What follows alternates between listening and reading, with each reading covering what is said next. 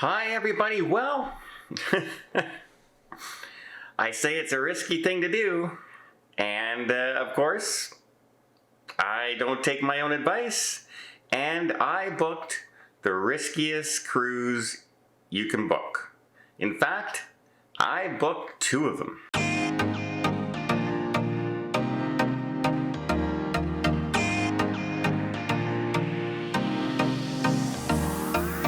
So really, what is a risky cruise? I'm not talking about the destination. I'm not talking about, oh, I'm going into deepest, darkest Africa, or I'm sailing to Antarctica, to the North Pole. I'm not talking that kind of risky cruise. I'm talking about risky as far as, yeah, maybe things aren't going to be ready on the cruise ship. Maybe things aren't going to be going smoothly on a cruise ship. Maybe the crew won't know what they're doing, and maybe you're going to have a bad time. And that is an inaugural sailing. The very first sailing of a ship. Often is left people wanting, because like anything in life, nothing runs smoothly the second it opens, right? You don't step on the ice to play hockey and are immediately a great skater and hockey player. You don't, go to your job in the high-tech industry, building some high-tech machinery and everything, and immediately know how to do it that day. It takes you a while to get into a rhythm and learn procedures and get your timing down and do things. And this goes for cruise ships, especially cruise ships, because a lot of the things on a cruise ships are based on like clockwork timing, right? It's like, okay, dinner is between 5:30 and 8 o'clock. And we have to get 2 servings in there. And we have to have the food prepped. We have to know what we're serving. We have to have our waiters ready with our cooks and get the menus done and in and out to people as fast as possible. That all takes timing.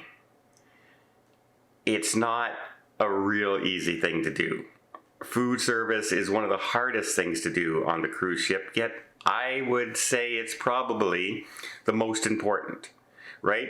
If food it takes 5 hours to get your food every night and it comes to you cold and it's not very tasty, you're going to have a bad cruise. No matter how good everything else is, that's going to ruin your cruise.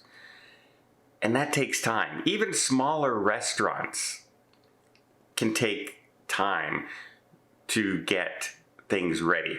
I remember going on an inaugural sailing on a cruise ship, and they had the pizza place. And you would think out of all things, the pizza place would be the easiest to keep going, right? Pizza place on the top deck, or the hot dog area and hamburger area. Those are simple foods. Those should be, and I remember seeing lines a half hour for pizza and a half hour for hamburgers because they hadn't gotten a rhythm yet. The cooks behind there weren't working in sync yet. And so, yeah, they just didn't have it going on. And you can walk away. I still remember my Wonder of the Seas cruise on the inaugural sailing. And I was on board with probably 50 other influencers on there. We didn't know we were all going to be on. We just booked. And, we had...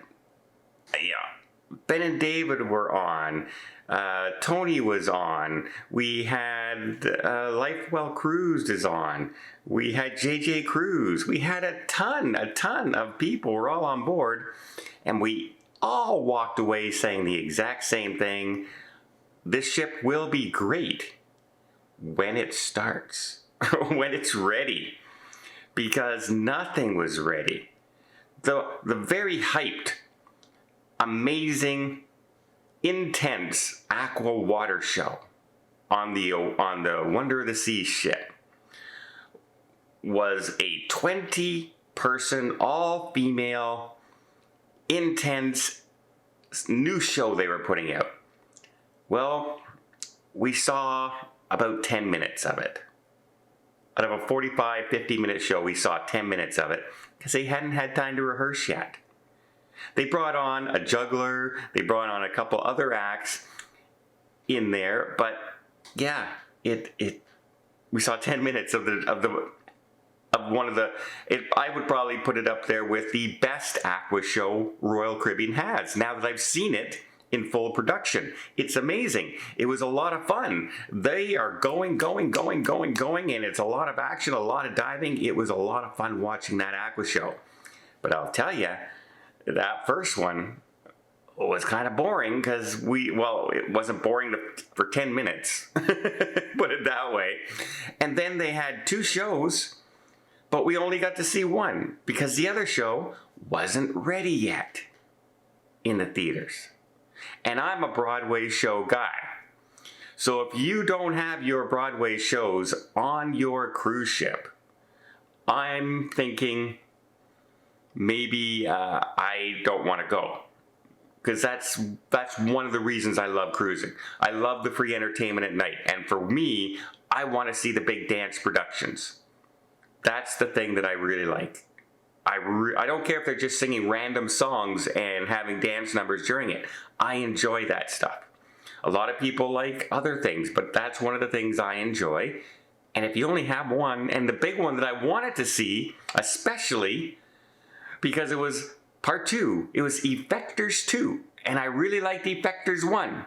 So I really wanted to see it. Wasn't ready. That wasn't ready. Oh, great.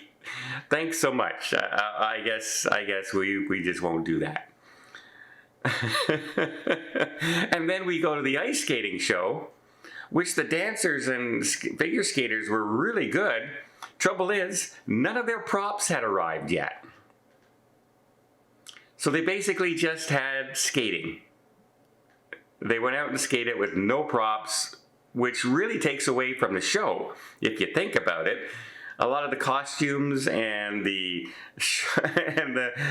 atmosphere and everything is based around the lighting and the props and how they use them. They didn't have them yet. They had a bench. That's the only prop that had showed up. And they had everybody on board. And we all were going, if only everything was ready. And so I now have booked 2 cruise ships coming up at, later on this year and at the beginning of next year. Next year I booked the Sun Princess, inaugural 10-day sailing. I think I'm leaving from Barcelona. I might be wrong. Or I'm leaving from Rome. It's a Mediterranean cruise. I know I have a stop in Greece, but it was the inaugural sailing. I just booked it because this is the newest Princess cruise ship coming out that is a whole new design and a whole lot of new things going into it. So I really thought I should be covering that, as Princess is, again, one of my favorite cruise lines. I really love the Royal class ships, and I want to see what the Sun Princess looks like. And they have some things on there that actually worry me a little bit about the ship, even though I love the Princess ships.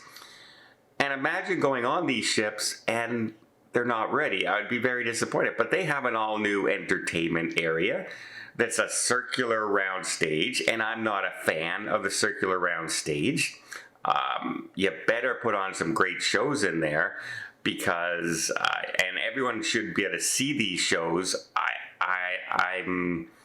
I like the normal stage where everyone has a forward view. Everyone sees everything. And when you do that circular stage, you're missing something on the stage, no matter where you sit. Even if you're in the front row, you may have dancers in the back facing the back because there's seats there. So you're not seeing what they're doing. And I'm not a fan of that. I like everybody being able to see what's going on at all times. Traditional seats in theaters. But they also have changed the buffet. They changed the buffet from the top decks to a lower deck near the piazza. Now, that may sound like, oh, no big deal, but in my head I'm thinking, well, The Piazza, which they've made look beautiful, by the way, which is a really big meeting place on Princess if you've never been on. Well, if that's your main meeting area and your entry area on the ship and everyone comes on there, and then you have the buffet on the same decks right near there, you're going to have everybody congested, especially on embarkation day where everyone goes to the buffet or in the Piazza, all in the same area. And it's going to get really congested. And I'm worried about that being like really messy. But I'm going to be there to find out. I also booked the brand new Celebrity Ascent, the next Edge class ship from Celebrity Cruise Line. They're doing a 4-day and a 3-day, not even an inaugural sailing, they're doing a preview sailings. So they're not even going to tell you, yeah, this is the first ship we're officially going. These are preview sailings, which could mean that, yeah, they're really not going to be ready for me when we go on board. And these guys are literally the riskiest cruises you can take, because often there's things they're slower getting people on and off the ship because they haven't done it yet. They're slow getting your food to you in the main dining because they haven't gotten into a rhythm yet. The entertainment, it's their first time running it in front of live audiences, and oftentimes they're nervous or just haven't had enough practice to do the numbers properly. And so much can go wrong in inaugural sailing. But in my mind, some things are worth trying. And as somebody who cruises all the time, I can tell you my worst cruise, even on it's not my worst cruise, but a bad cruise like the Wonder of the Seas, where nothing was ready yet, I still had an amazing cruise. So I'm not as worried about it. But if you only cruise once a year, once every 2 years, avoid those inaugural sailings. Wait a month. It's still early in the new cruise. You'll still be one of the first ones to get on her, but they'll have had time to get everything ready, and maybe you'll enjoy the cruise, a whole lot more.